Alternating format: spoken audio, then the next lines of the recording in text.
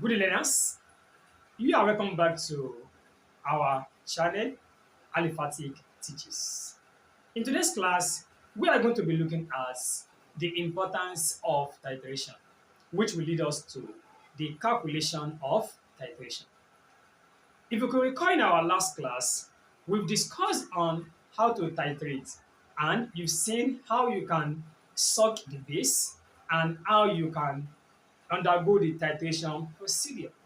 But today, we are going to look properly into the calculation and how do we go about it.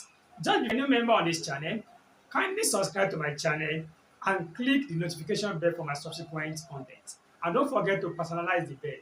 When you click the bell again, it will give you an option. It will give you options in which you pick the personalized.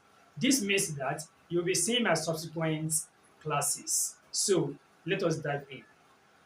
Let's look at the importance of acid-base titration. All our calculations will be based on these headings. So you have to move with me gradually. If you are able to cover these headings, trust me, exams question on titration, they are gone. They are done already. So you can get a full mark on them. The first one is to standardize a solution of an acid or a base. This is called standardization. While the second one is to determine the relative molar mass of an acid or a base. The third one, to establish the mole ratio of acid to base. Fourth one, to determine the percentage purity or the percentage impurity of an acid or a base. Fifth one, to estimate the percentage of water or crystallization in an acid or a base. Sixth, to determine the solubility of an acid or a base. Seventh, to determine the degree of temporary hardness of a water sample. While the last one is to determine the amount of acid or base in excess after a reaction. That is called a back titration. So let us now move on to check this heading by heading. Move with me. So the first heading we're going to be looking at is the standardization of a solution. Example 1 on it. A is a solution of tetraozosulfate 6 acid. B is a solution containing 0.050 mole of anhydrous sodium triisocarbonate 4 per dm cube. Question A. Put solution A in the burettes and titrate 20 or 25 centimeter cube portions of B using methyl orange as the indicator. Don't forget, you are going to put your acid inside the burette, and our acid here is tetraozosulfate 6 acid. Are we there? Then you now take your pipette, which is either you are using 20 centimeter cube in your own school or 25 centimeter cube in your own school, to pipette the base, to suck the base into the conical flask as it was being shown in our last class. Now, using methyl orange as the indicator, don't forget methyl orange is used now in this case to titrate against strong acid against what? Weak base. Record the size of your pipette, tabulate the burette readings, and calculate the average volume of acid used. If you could recall on how to calculate the average volume, this experiment has been carried out already. So we are going to look at the table and look at how to calculate the average volume again. But question B, you want to calculate one, amount of sodium triisocarbonate 4 in 25 centimeter cube of B used. We've got 2, concentration of A in mole per dm cube. We've got 3, number of hydrogen ions in 1 dm cube of A. We've got 4, mass of sodium ion formed in solution during the titration. Given Avogadro's number to be equal to 6.02 times 10^23 per mole. Here in this case, we must write and balance chemical equation. Sometimes you'll be given the equation, while sometimes you might not be given. You have to write the equation and balance the chemical equation. So let's proceed on how to calculate this. Now, after the experiments had been done, the next one is to tabulate our results.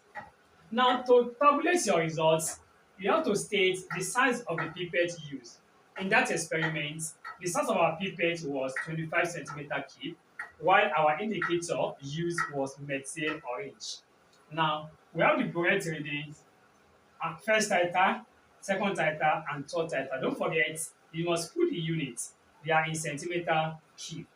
Now, the initial reading 0.00, while the final reading under the first titration, or some people they call it rough titration, 24.75. You have to subtract, you get the final volume of the acid here.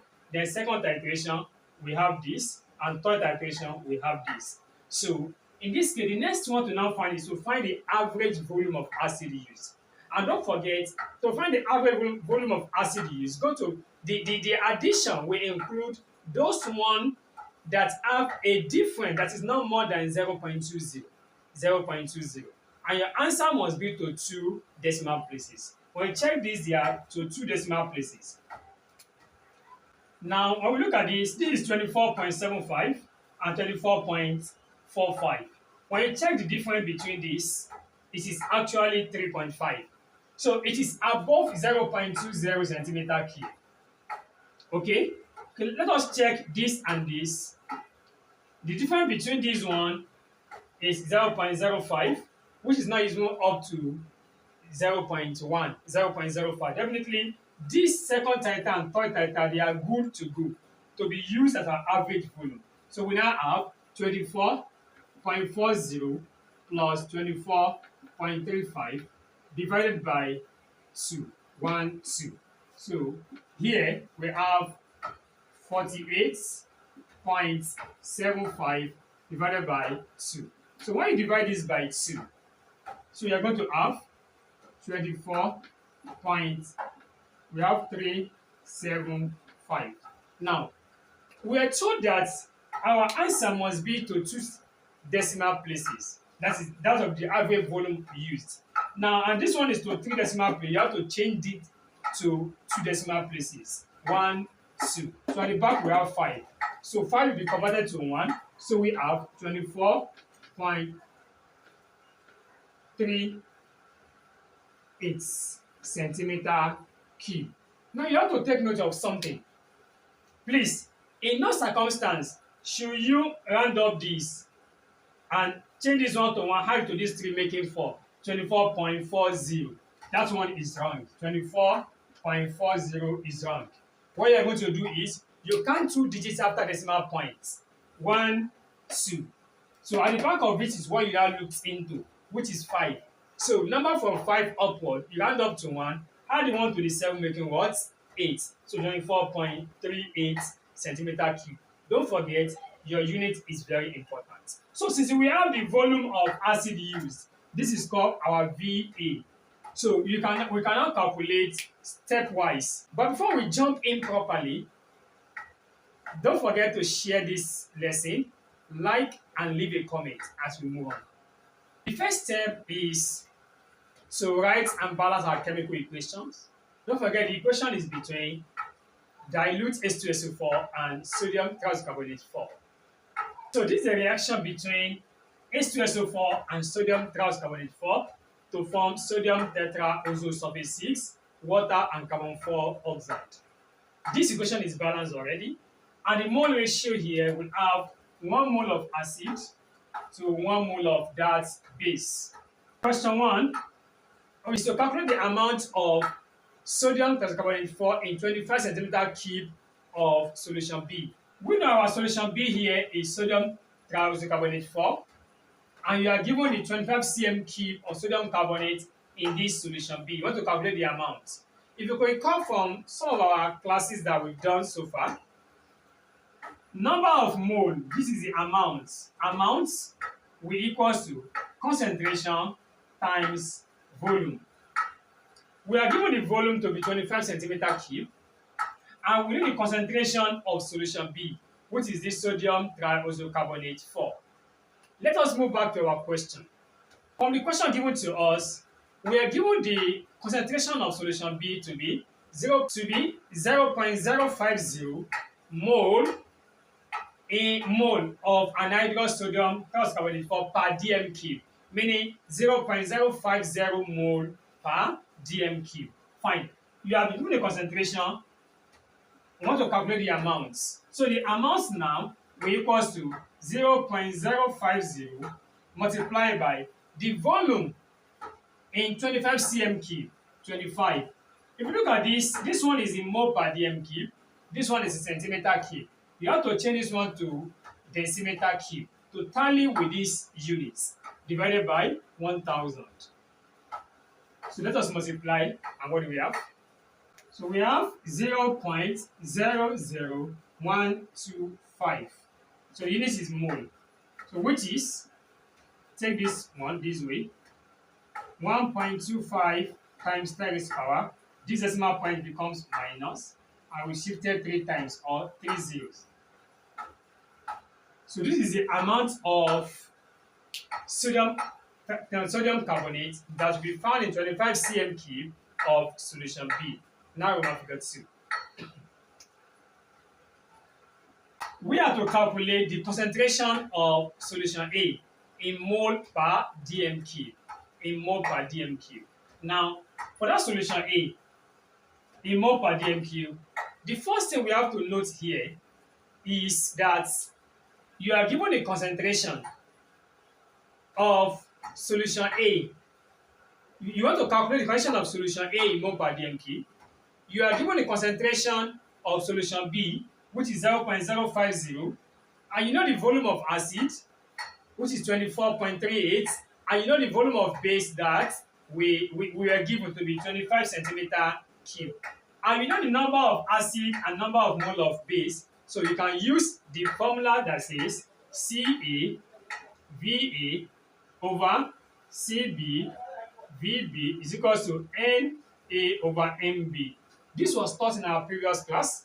If you are a new member and you've not watched this, you can go to the description box below to click the link that will take you to the class and learn it properly, then join us in this move. Don't forget to subscribe to my channel and share, like, and leave a comment as we move on. Now let's proceed now. I want to calculate the concentration of my acid. The first thing is, let us do our subject of the formula before we compute our parameters. That is, cross multiply. This multiply this, CA VA MB will equals to CB VB NA. I need my CA. I have to divide both sides by VA and what? MB. So my CA will be equals to CB VB NA divided by VA and my NB.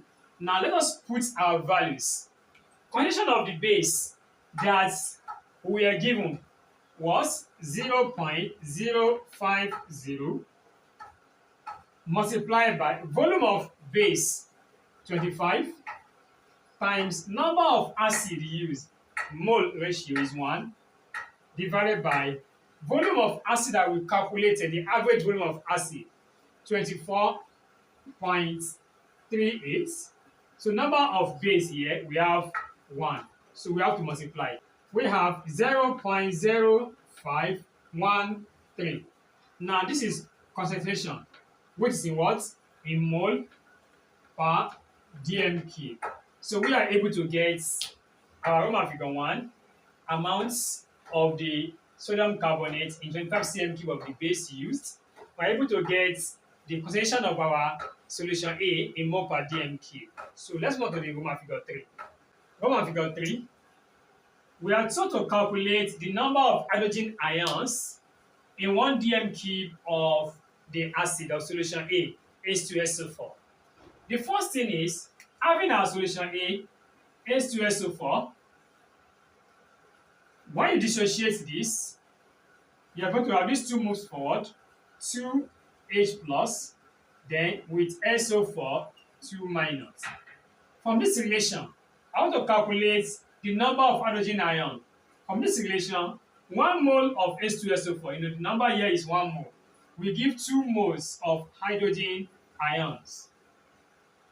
And don't forget the concentration that we got of H2SO4 is 0.0513 mole will now be equals to 2 multiplied by, this one is 2 mole, multiplied by 0.0513. So what do we have here? 0.1026 mole. Now, meaning that in 2 moles, that is the hydrogen ion, we are going to have this. But don't forget, we have to find the amount of hydrogen ion. That is called number of particles in our mole concept. You can go and check the class to look at the 5 to 6 formulae given in calculating mole, that is amount, in calculating amount. Now, for this number of particles, hydrogen ions, amounts will equals to number of particles divided by Avogadro's constant.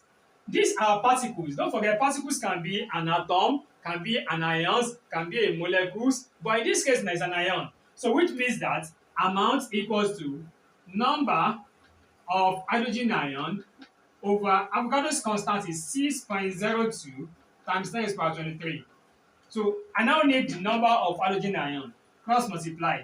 Number of hydrogen ion will now be equals to amount of the hydrogen ion multiplied by 6.02 times 10 to the power 23. Now when you now come here, number of hydrogen ion will equals to the amount that we have here now is 0.1026 multiplied by Avogadro's constant 6.02 times 10 to the power 23. So let us punch our calculator to see what we have. So here we have 6.17652 times 10 to the power 23, 22.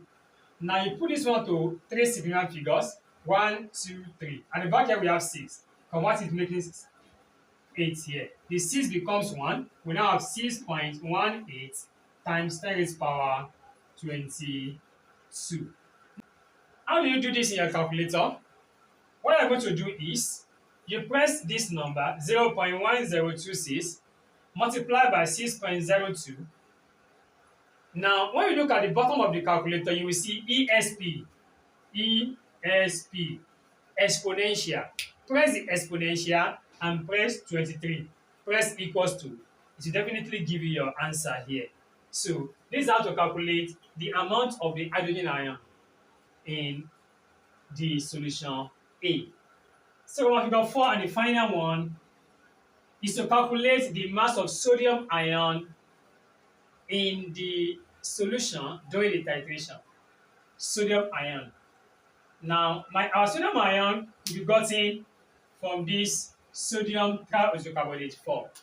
When you dissociate sodium triisocarbonate 4, you are going to have these two moves forward, 2Na plus, then CO3, 2 minus.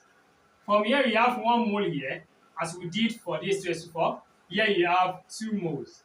But now if you could recall in our figure 1 calculation, the amount of sodium carbonate we got was 0.00125 mole for sodium carbonate. Now, to now lead us to 2 multiplied by 0.0125. So when we multiply, what do we have? So here we have 0.0025 mole. Now, don't forget our formula now, number of mole, that is amount, equals to mass over molar mass.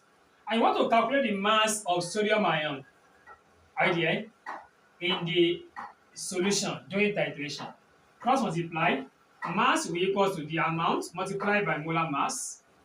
So the amount we got here is 0.0025. So the molar mass of sodium now will now be 23. So when you multiply, what do we have? 0.0575. So the unit of mass is what? Grams. So this is how to undergo the calculation under standardization of a solution. So we're able to look at one example in this class. In our next class, we shall be looking at another example on standardization. Don't forget to like, share this lesson, and also leave a review as you leave the class. I remain your tutor, Latif Ismaila Akambi, your mathematics and chemistry tutor. Thank you very much until we meet in the next class.